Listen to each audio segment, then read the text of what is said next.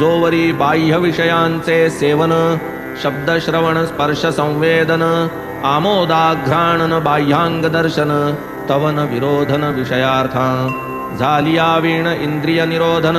स्वभाव प्रवृत्त परावर्तन, प्रत्यग रूपाचे अवलोकन, वा तद्बोधन अशक्य, आधी भावे सर्वैषणा विहीन, मग सद्गुरूसी अनन्य शरण, ऐसा जो दृढ श्रद्धा संपन्न, आत्मविज्ञान पात्रतो,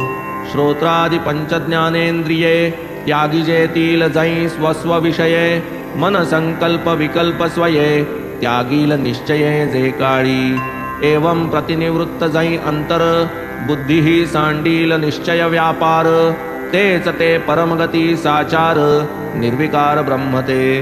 बुद्धी होईल निश्चय शून्य, चित्त ही जै पावेल चैतन्य, तैच तोच एक न तदन्य, आत्म्या ते धन्य जाणील, होता विषयापासून विन्मुख, होतील इंद्रिये आत्मोन्मुख, तेव्हाच प्रकटेल निजसुख, इतर सर्व असुखते, जे विषय विकार प्रच्छन्न, अतिसूक्ष्म दुर्दर्श आत्मज्ञान, परमानंद प्राप्तीचे साधन, अतिगहन आकळाया, हिरण्य